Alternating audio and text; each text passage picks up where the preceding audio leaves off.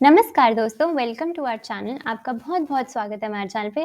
अगर आप इस चैनल पे नए हैं, then don't forget to subscribe ताकि आपसे कोई भी वीडियो फ्यूचर में ना छूटे। चलिए चलते हैं आज के टॉपिक की तरफ। आज हम डिस्कस करने वाले हैं मोतीलाल ओसवाल एएमसी को डिटेल में। ये जानेंगे कि क्या इस पर्टिकुलर म्यूचुअल फंड में हमें रहना चाहिए या इससे एग्जिट करना चाहिए। डीप एनालिसिस करेंगे।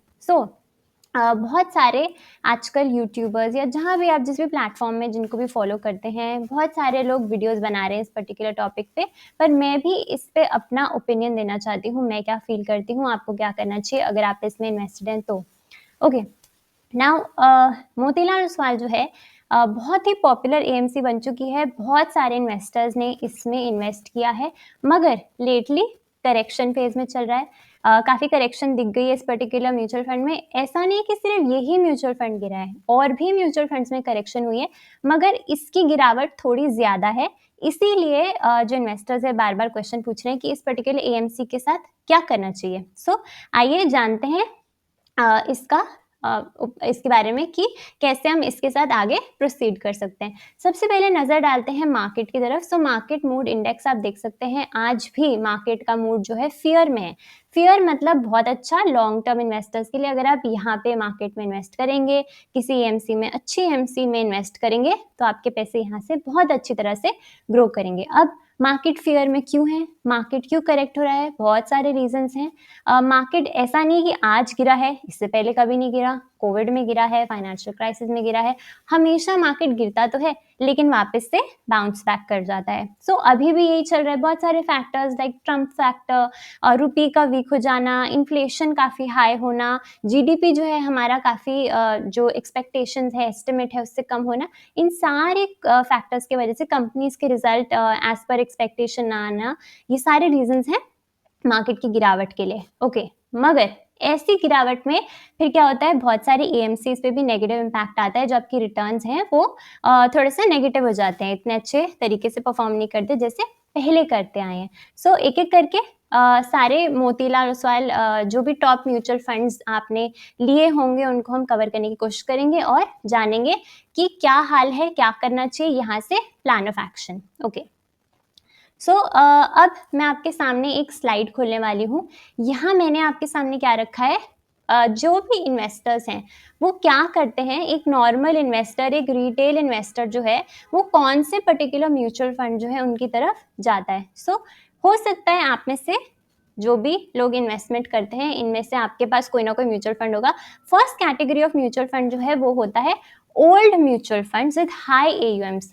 जैसे कि एग्जाम्पल आपके सामने मैंने यहाँ पे लिख दिए हैं, एसबीआई, आईसीआईसीआई, एचडीएफसी। ये कुछ पुराने टाइप के म्यूचुअल फंड्स हैं जो कि बहुत अच्छे हैं, लेकिन इनका एयूएम साइज जो है बहुत बड़ा हो चुका है, क्योंकि ऑब्वियसली ट्रस्ट बताता है कि बहुत लोग इस पर ट्रस्ट करते हैं। एंड इनकी स्ट्रैटेजी क्या होती है? बाय एंड होल्ड स्ट्रैटेजी होती है इनकी। बाय एंड होल्ड स्ट्रैटेजी का मतलब ये एक बार एक अच्छा शेयर ले लेते हैं, स्टॉक ले लेते हैं अपने अंदर और उसको काफी टाइम के लिए होल्ड करते हैं। ऐसे भी म्यूचुअल फंड आपको आपके पोर्टफोलियो में मिलेंगे।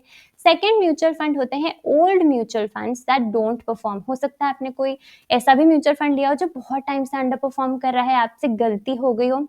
And third category of mutual funds होते हैं नए टाइप के म्यूचुअल फंड, जो अभी अभी मार्केट में, बहुत लेटेस्ट नहीं, मगर हाँ उनको 10-15 साल हुए हैं, उनको भी मैं नए कैटेगरी में गिनूंगी। उनके न्यू टेक्निक्स ऑफ इन्वेस्टमेंट होते हैं। न्यू टेक्निक्स ऑफ इन्वेस्टमेंट जैसे कि एग्जाम्पल आप देख सकते हैं, quant and Motilal Oswal. Okay, Motilal Oswal mutual fund की मैं बात करी थी क्योंकि यही हमारा टॉपिक है। इसके बारे में थोड़ी सी मैं आपको और इन्फॉर्मेशन देना चाहती हूँ। सबसे पहले ये एक बहुत जानी मानी एएमसी है।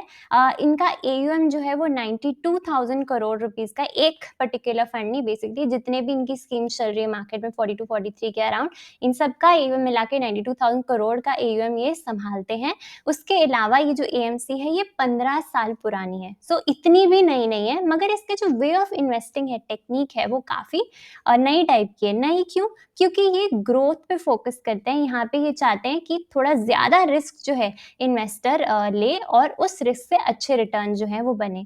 अगर आप ऐसे इन्वेस्टर हैं जो रिस्क नहीं ले सकते या बिल्कुल भी वॉलेटिलिटी अपने पोर्टफोलियो में नहीं संभाल सकते, तो आपको मोतीलाल ओसवाल नहीं लेना चाहिए। मगर अगर आप वॉलेटिलिटी झेल सकते हैं, रिस्क ले सकते हैं, लंबे टाइम के लिए मार्केट में आए हैं, तो definitely quant and Motilal Oswal जो हैं ये बहुत अच्छे म्यूचुअल फंड्स हैं, मेरे भी पोर्टफोलियो में ये पर्सनली हैं, मगर मैं कोई रिकमेंडेशन नहीं देना चाहूँगी क्योंकि बायस्ड ओपिनियन हो जाएगा फिर। आपको अगर लगता है आपके हिसाब किस तरीके से हैं, तो डेफ़िनेटली आप ये कंसिडर कर सकते हैं, वरना आप वो old type of mutual fund जैसे कि एचडीएफसी, आईसीआईसीआई उनके साथ बने रह सकते हैं। ओके, सो अब मोतीलाल ओसवाल को डीपली हम स्टडी करने की कोशिश करेंगे। ओके, यहाँ पे मैंने आपके सामने 3 सबसे जो मोस्ट कॉमन जो सबसे ज़्यादा लोगों ने अपने पोर्टफोलियो में रखे हैं mutual funds Motilal Oswal AMC की तरफ से, वो मैंने यहाँ पे लिख दिए हैं। Motilal Oswal large and mid cap, Motilal Oswal small cap and mid cap, ये 3 कैटेगरीज़ मैंने यहाँ पे कवर करने की कोशिश की है। इनको साइड बाय साइड में कंपेयर कर लूँगी। ओके, सो 5 इयर्स का अगर हम चार्ट देखें, तो यहाँ पे मिड कैप एंड यहाँ पे लार्ज एंड मिड कैप दोनों की परफॉर्मेंस अच्छी है। मोतीलाल ओसवाल स्मॉल कैप जो है, इसकी 5 इयर्स परफॉर्मेंस नहीं है। यहाँ पे हम 1 ईयर अगर देखें तो 1 ईयर में भी बहुत अच्छी है। ये नया फंड है स्मॉल कैप कैटेगरी का, इसलिए आपको लंबे समय में इसकी परफॉर्मेंस नहीं दिख रही। मगर अगर हम लंबे टाइम में कंसिडर करें, बहुत अच्छी तरीके से इन तीनों फंड्स ने परफॉर्म किया है। ओके, रिस्क यहाँ पे आप देख सकते हैं लार्ज एंड मिड में मॉडरेट है and small and mid cap में वेरी हाई रिस्क है। मिनिमम एसआईपी अमाउंट आप देख सकते हैं, छोटे से अमाउंट से आप शुरू कर सकते हैं, ये एक अच्छी बात है इस पर्टिकुलर म्यूचुअल फंड के बारे में। एक्सपेंस रेशियो जो है वो आप देख सकते हैं काफ़ी रीजनेबल है, बहुत महंगा एक्सपेंस रेशियो नहीं है एक्सेप्ट मिड कैप, क्योंकि ये बेस्ट परफॉर्मिंग फंड भी रहा है, तो इसीलिए इसमें थोड़ा सा एक्सपेंस रेशियो ज़्यादा देखने मिल रहा है। ओके, एनएवी भी आप चेकआउट कर सकते हैं तीनों फंड्स की। कब फंड शुरू हुए थे, सो ये mid cap and large and mid cap ये थोड़े से 5 और 10 साल हो गए। स्मॉल कैप वेरी न्यू है, तो अगर आप अवॉइड करना चाहते हैं इसको आप कर सकते हैं, क्योंकि इसमें पास्ट डेटा आपको अवेलेबल नहीं होगा। फंड साइज की बात करें, सबसे अच्छा फंड साइज मिड कैप में है, ज़्यादा लोग इन्वेस्टेड है, यहाँ पे थोड़े कम लोग आते हैं। एग्जिट लोड भी आप डीपली स्टडी कर सकते हैं कि कितने साल में एग्जिट करके आपको एग्जिट लोड देना पड़ेगा। सबसे इम्पॉर्टेंट बात रिटर्न्स। सो रिटर्न्स आप देख सकते हैं तीनों ही फंड्स की बहुत अच्छी रिटर्न्स हैं। 1 ईयर में बहुत अच्छे 20% से ज़्यादा रिटर्न्स दिए। इनफैक्ट मिड कैप ने तो 33% के बहुत अच्छे रिटर्न्स दिए एंड 5 इयर्स में जो ये 2 फंड्स अवेलेबल थे, इनके आपको 24% एंड 29% के सीएजीआर हैं, और ये तब हैं जब करेक्शन हो चुकी है इनमें। सो यू कैन इमेजिन यहाँ पे जिसने पैसा बहुत पहले लगाया होगा उसके बहुत पैसे बने होंगे।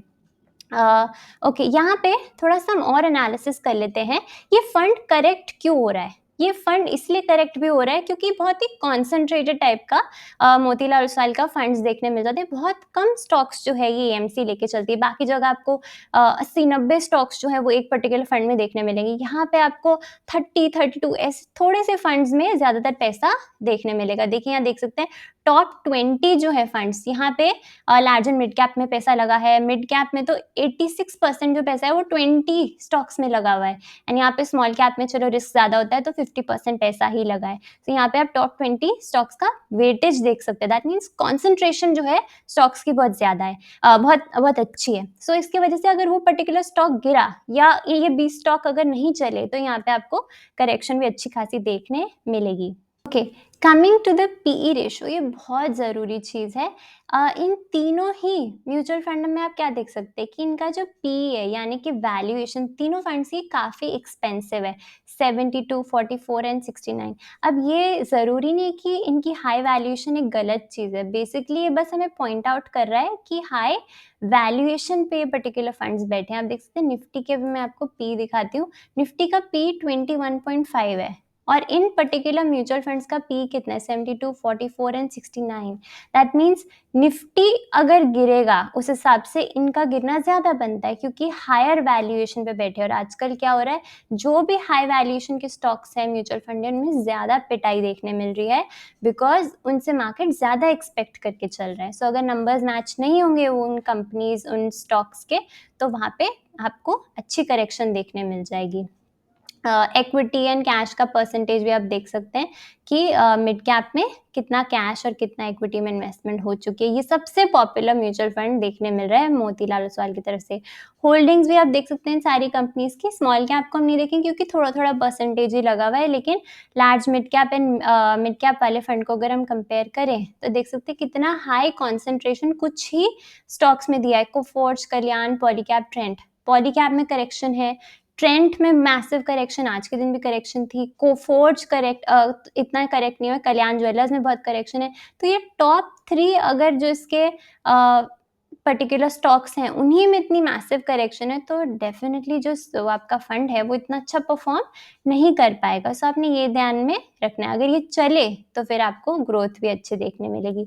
अब मेरा यहाँ पे यही कहना है कि ये जो पर्टिकुलर एएमसी है बहुत अच्छा परफॉर्म करती है बुल मार्केट में, जब तेजी होती है, जो मोमेंटम होता है। जब मार्केट थोड़ा बेरिश होगा, करेक्शन फेज में आएगा, तो यहाँ पे आपको थोड़ी अंडर परफॉर्मेंस देखने मिलेगी। मैं उसके बावजूद भी बहुत अच्छे सीएजीआर जो है इस पर्टिकुलर म्यूचुअल फंड ने कमाए हैं।